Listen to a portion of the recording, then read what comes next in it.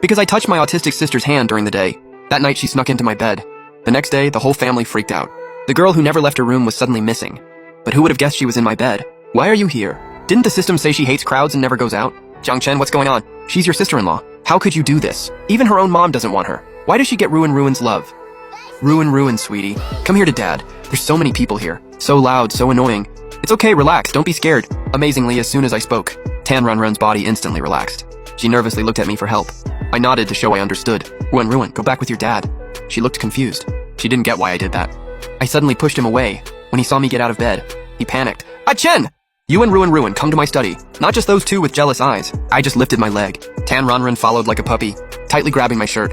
In the study, Tanzi finally came clean. I married your mom, just to give Ruin a complete family. As you can see, this is the first time Ruin's been close to anyone. Even more than her own mother back then. So HN, can you please help Ruin? Help her live like a normal person. I remembered her tragic ending in the story. My heart sank as I instinctively grabbed her hand. The little one seemed to sense my emotions. She looked at me innocently, gently offering me her precious Rubik's Cube. I don't want it. You keep it. Tan Run looked bummed, staring at the cube, totally confused. He doesn't like it, but it's my best thing. I ignored her. Instead, I turned to Tanzi and promised I'll help guide Tan Ruin. Tanzi was thrilled. Tan Ren seemed to get it. I'm staying. Her ears turned red with excitement.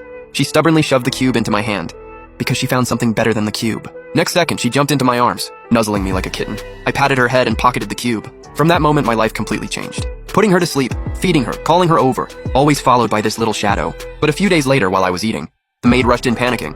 Sir, miss, she's refusing to eat again. Tanza stopped mid-bite. His eyes shot straight to me. Then I remembered.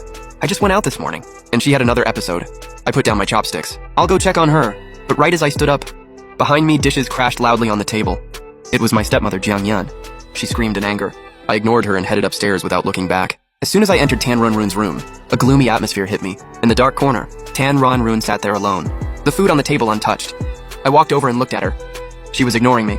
I instantly understood. She was mad because I left. So she was upset. Well, I'll leave then. The moment I said that, Tan Run looked up in panic.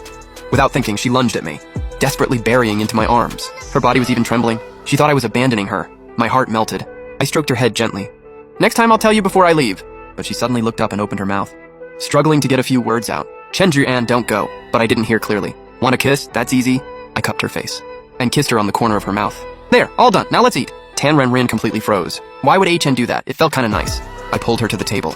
Be good, eat. She ate slowly, kept sneaking glances at me, then quickly looked down when caught. Right then, the system nearly died laughing. Host. If I heard right, she wasn't saying kiss, she was calling your name. Oh, I kept a straight face. You heard wrong. Can you shut up now? Ruin finished half a bowl and rubbed her round belly, looking at me with bright eyes. I softened, reached out and patted her head. Good job. She immediately closed her eyes happily, like a cat being petted. But right then, I suddenly noticed, in her bright, watery eyes there was a hint of possessiveness. The little one looked up at me, urgently but only managed one word. Want? I asked what she wanted, but then she suddenly deflated. Clinging to me, I want. Kisses.